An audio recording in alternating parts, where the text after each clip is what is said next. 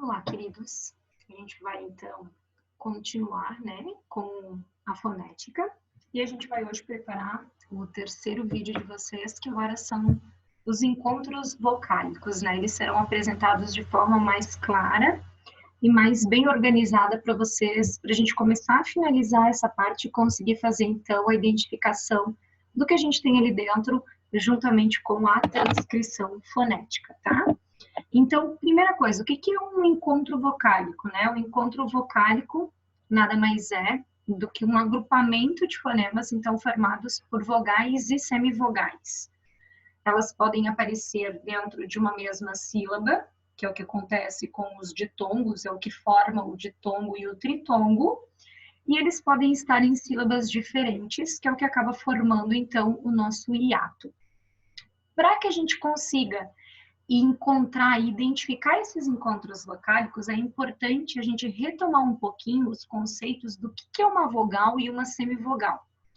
Lembrando que todos os nossos encontros vocálicos, ditongo, o tritongo, o hiato, eles nada mais são do que fonemas. Então, eles estão dentro do meu som, da minha reprodução de som. Não é essencialmente o que você tem dentro do campo da escrita, ali é uma representação, mas eles precisam aparecer dentro dos fonemas, então eles precisam ser pronunciados para que haja esses encontros vocálicos, tá? Então a gente tem as vogais e as semivogais. O que a gente aprendeu? O que a gente lembra, né? Por vogal e por semivogal. Lembrando que vogal se difere das consoantes justamente pela forma que ela ganha o exterior, de que forma ela entra, por exemplo, nesse espaço de convivência que a gente tem. É um som que vai nascer, então, vindo dos nossos pulmões até ganhar esse mundo externo. A vogal, ela é considerada uma vogal porque ela passa livremente pela boca.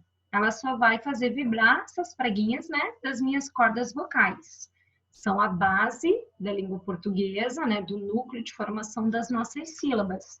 Por isso que no primeiro vídeo o prof trabalhou com vocês a ideia de que uma vogal ela pode formar sílaba sozinha, mas não existe sílaba sem vogal, como também não existe sílaba com duas vogais. Então, a semivogal é aquela que, de certa forma, possui uma dependência da pronúncia. Ela tem um som menos intenso, a vogal é mais forte, é mais independente. A semivogal, então, ela tem um som mais baixinho, mais dependente dessa construção de fonema, e por isso ela acaba tendo um papel secundário. Então, vogal passa livremente. As linhas consoantes, elas recebem algum tipo de atrito, elas acabam passando por algum tipo de obstáculo, seja o meu dente, o fechamento da minha boca, né? A língua, né? A vibração da língua. Então, todas elas acabam funcionando como obstáculos da minha organização de pronúncia. Então, o que eu tenho aqui? O que eram vogais e semivogais e um processo que a professora pediu para vocês gravarem já no primeiro vídeo. O A é sempre vogal, as letras I e U, elas serão sempre semivogais, porém, isso daqui precisa de uma ressalva. Elas são sempre semivogais se elas estiverem na mesma sílaba com uma outra vogal. Então, por exemplo, se eu tiver o ai, o eu, né, o el dentro de uma sílaba, elas serão semivogais. Se elas estiverem sozinhas, formando sílaba, como por exemplo a palavra cidade, e aí você tem si, esse i vai ser uma vogal. Então, ela para ser semivogal, ela precisa estar formando ou um ditongo ou um tritongo. As letrinhas E e O, eles podem assumir tanto o papel de uma vogal quanto de uma semivogal. Então, a gente vai vendo pelo tom mais alto, né? O som de maior pronúncia, como se fosse a sílaba, a vogal tônica daquela minha sílaba, tá? Por exemplo, a palavra madeira. Isso daqui, ó, é um encontro vocálico. Eu tenho a vogal e uma semivogal dentro da mesma sílaba. Quando você tem essa vogal e essa semivogal, o I vai ser sempre a minha semivogal. Como consequência, o E é a vogal, mas dá para ver também na construção sonora. Ma, di, ei, E é mais forte que o I, então é a minha vogal.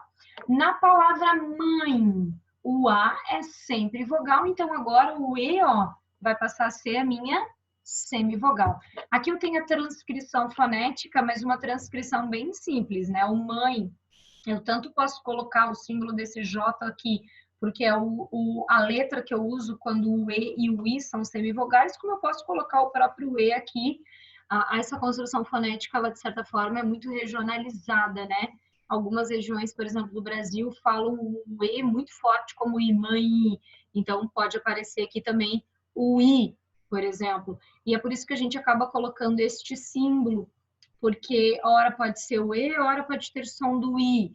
A mesma coisa quando são semivogais, o O e o U. A gente costuma colocar o W por conta dessas construções fonéticas regionalizadas, tá? Mas isso aqui, a gente vai ter um vídeo especialmente para isso, mostrando essas construções fonéticas. Então, existem 3 tipos de encontros vocálicos: o hiato, o ditongo e o tritongo. O que é o hiato? Então, é a sequência dessas 2 vogais, é uma vogal mais uma vogal, que se separam durante a divisão silábica, porque a base também, a fonética, ela é a base das regras da minha translineação, da minha separação silábica.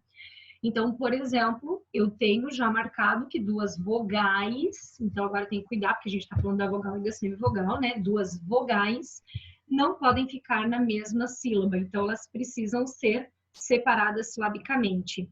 A saída, por exemplo, ó, sa e da. Tá vendo que aqui o A é uma vogal, esse é tônico, tanto que ele recebe acento, então há uma comprovação da vogal. Isso daqui é um fenômeno fonético que a gente chama de hiato. Saúde, ó, saúde. Oceano, e, ó, oceano, vogal, vogal, o meu hiato. Cooperar, sempre que tem essas 2 vogais iguais, elas se separam e formam esse meu processo de hiato, tá? Então, cooperar, né? Aqui o meu hiato também. Isso aqui vai ser também uma das referências de acentuação, né? Das regras de acentuação. Um dos nossos próximos conteúdos também baseado no hiato. O hiato só é acentuado quando essa minha vogal tônica for o I e o U, né? E eles estiverem formando sílabas sozinhos ou seguidos de S. Por isso que, por exemplo, esses 2 aqui têm acento e o oceano não tem acento, mesmo tendo a formação de um hiato aqui, tá? O que é o meu ditongo? Aqui tem um monte de informações, a gente vai resumindo, mas fica aí para vocês anotarem, né, as informações que vocês acharem bastante significativa. O meu ditongo, então, ele consiste no encontro de uma vogal e de uma semivogal pronunciadas e na mesma sílaba. Então, não podem separar silabicamente. Os meus ditongos, eles podem ter a divisão de oral e nasal. Oral é aquele ditongo formado por uma vogal e uma semivogal, cujo som sai exclusivamente de forma oral, sai pela boca. O A, I, E, O, I, El, né? E o meu ditongo ele é nasal, quando o som sai pelo nariz. Quando é que isso acontece?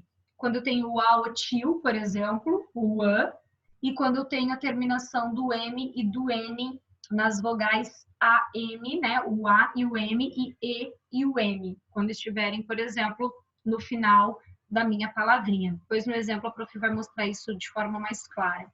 E ele pode ser um ditongo, então, crescente e um ditongo decrescente. Aqui a gente consegue ver isso de uma forma mais consistente, tá? Então, eu tenho a palavrinha pátria.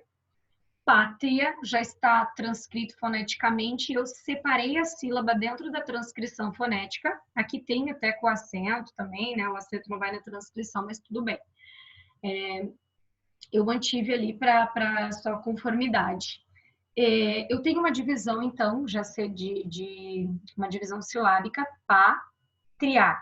E esse aqui, ó, é o meu ditongo oral crescente. Primeiro, como que eu identifico? Isso aqui é um ditongo, tá na mesma sílaba. O A é sempre vogal, o I vai ser minha semivogal. O som passa do mais baixo para o mais alto. Então, ele, ó, cresce. Por isso que ele é um ditongo crescente. E ele é um ditongo oral porque ele é formado, ó, exclusivamente pelas minhas vogais. Não tem o til, que é uma marca nasal, e não tem nenhuma terminação, por exemplo, em M, tá? Então, ditongo oral crescente. Quando a gente pega a palavra oração, tá vendo? Aqui eu transcrevi foneticamente, por isso eu coloquei o S no lugar do cedilha, né? O da ação e separei dentro da transcrição fonética para vocês visualizarem o ditongo. Então, aqui está o ditongo, para marcar que ele está, né, dentro de uma mesma sílaba. Isso aqui, então, é o meu ditongo. Ele é decrescente. Por que ele é decrescente? Porque este A aqui, ó, opa, este A é a minha vogal, porque o A é sempre vogal, e o O é a minha semivogal. Então, olha o que acontece. Eu saio agora do som mais alto, que é o som da vogal, e vou para o som mais baixinho, que é o da semivogal. Então, aqui eu tenho um ditongo decrescente. O som decresce, ele diminui. E ele é nasal, ó, porque ele é formado por uma ideia de nasalização. Se a gente pronunciar as duas palavras, ó, pátria, e botar uma mão aqui tampando o nariz, não vai fazer diferença. Pátria. Por que não faz diferença do meu fonema? Porque eu não tenho nenhum som que sai exclusivamente pela minha cavidade nasal. Agora, se eu digo oração e tampo, oração, são, eu estou vendo que está acontecendo um bloqueio para a passagem desse último som ali, dessa última sílaba, que é o são. E isso, então, comprova que há aqui a presença, né, do meu ditongo nasal e aí decrescente, pelo que a prof já explicou.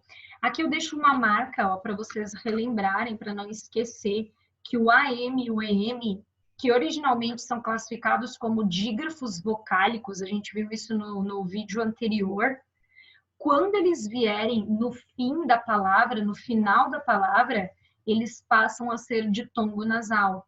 Eles são ditongos nasais, né? Como, por exemplo, jogam, que termina em AM. Na minha transcrição fonética eu tenho isso aqui, ó, jogam.